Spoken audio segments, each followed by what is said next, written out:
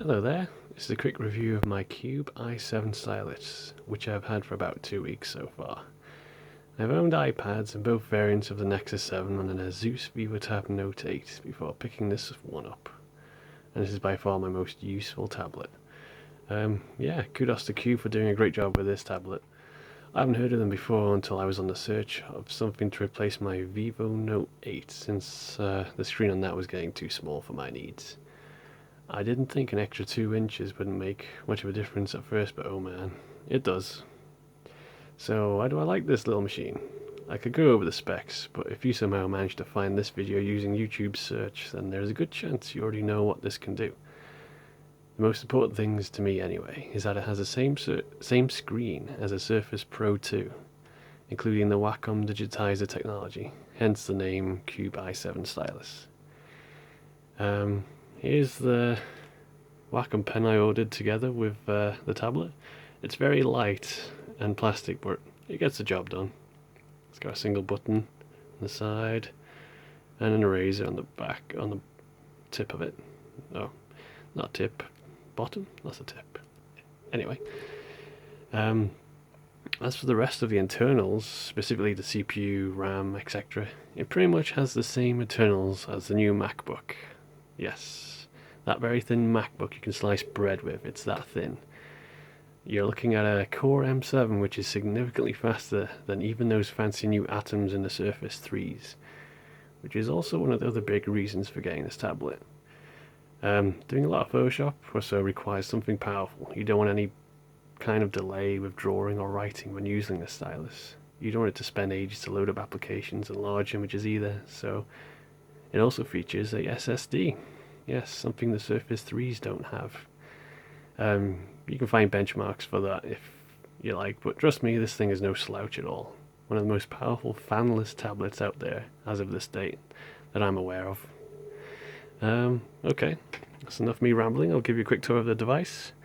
One thing I'll add, I bought the Surface Pro 2 screen tempered glass you can get off Amazon or so, because I read somewhere that it's pretty much the same exact dimension, so I did that and it fits beautifully. Oh yeah, that's a little stand I use for that one side. The only thing is the camera is slightly off, slightly in a different position to the cutout for the camera on the Surface Pro 2, but that's no problem for me because I never use the camera anyway on tablets. I mean, really, who does? It's pretty light. Well, it's not light, or it's not heavy either that you can't use it. It's comparable to iPad 1 and 2, 3, and I guess the fourth one was when they went, I don't know, 4 as well. But it's not as light as the Airs, unfortunately. Not as thin either. But, you know, it's okay. It's definitely better to use two-handed though, because most of the weight is the battery. It's got a near 10,000 milliamp battery in this thing. It's huge, gigantic. It's very nice though, the design of the tablet. It's got like a chamfered magnesium alloy finish around the back and sides. Let's look away from my monitor, see if we can get any. I am using my Note 4 screen to try and... yeah, it's all upside down. Okay, HDMI, power... yeah, that's your power. USB 3, which is like the full USB 3 connector. I haven't really seen those very common. Oh, come on, screen, camera, there we go. Micro SD slot, HDMI of some kind. I'm not sure if it's a micro or the mini, and a headphone jack. That's pretty much where all your ports live. Along the top, we have power and volume, and there's something else there, but I'm not quite sure where it is. If I can get it to focus. Let's try again. Nope. Window 4 can't recognize that distance. Looks like, there we go. Looks like a power reset button of some kind, or like a sensor. Anyhow, Yeah, and there's a camera on the back. I think it's 5 megapixel. But yeah, don't worry about that. Okay, so I didn't order the official keyboard with it because I already have a keyboard that I really like. It's a Bluetooth Logitech wireless one. Yeah, it doesn't magnetically attach to the bottom of this, but when you've got this, you don't need to. Plus, this is very nice and cheap and adjustable. Have it any orientation you want. So when you combine them all together, which I'll try to do with one hand. Oops. I didn't order a... Well, I didn't need to order a mouse because I've got plenty. And I rather use the touchscreen. So yeah. That's what it's like together. And... yeah, the keyboard's amazing. One of my favourites. Right, I'll go over what I use mine for then. Okay, I don't think I'll need the keyboard to show you what it's like. Let's bring this up close. Let's power this on. It should be already in sleeping. There we go, there's my name. Ho ho ho ho. Yes. Okay, so time to show you what I use mine for. I'll just mention I upgraded this to Windows 10 just yesterday. But I'll go over the woes I had with that in a bit. For quick doodling and getting drawing ideas down, I use Fire Alpaca, a very small and free downloadable program that is great for doing line art. If I can focus. Oh yeah, the screen on this is beautiful. IPS, 1080p. Yeah, it's good. It's great. It's good stuff. My camera can't really show you. Oh, I wish there was a way to stop the autofocus. There we go, I think that'll do.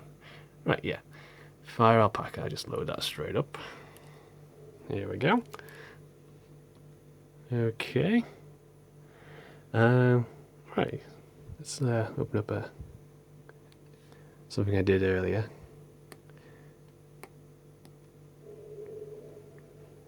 Here's something I doodled. Right. So it's okay when you try and use a tablet like this without a keyboard, but you lose all the hotkey functionality. So what do you use instead? Well, if you don't have anything, you probably have to go here and select everything manually one by one. And you gotta try and hit these little icons, which are tiny, but that's a pain. So I have this program called Toolbar Creator. I'll just launch that. And there we go. You can create your own toolbars. It snaps to the side of the screen, and wherever's the rest of the screen will fill it in nicely, even if you maximize. So I'll just minimize that. You see the desktop, all the icons are lined up on the left. Let me maximize that. Nice. Perfect. It's really nice. And yeah, I'll just show you some of the Fire Alpaca things. Just hide some of the tools. You can zoom in and out like this. Yeah, it's a really good drawing experience. If I can get it to focus. There we go, kind of. Okay. Yeah, Stylus is great to use. Oh, that's something I forgot to mention, that the screen protector that comes from the factory on this tablet is garbage. Get the Surface Pro 2 screen protector on it, a tempered glass one, because it adds that oleophobic coating to it, and it makes it feel closer like paper when you're drawing and so on it. It's much, much nicer. Gotta get it. And I'm just realised I'm nearly near the 10-minute limit of the video. Oh, damn. What will I talk about next? Yeah, this is a great tablet to use, honestly.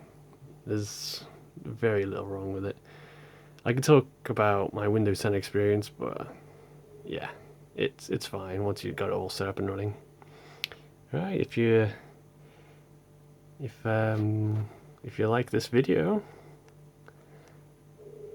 give me a like, give me a sub, then I'll know my very first review has been successful, and I'll do more. Thank you.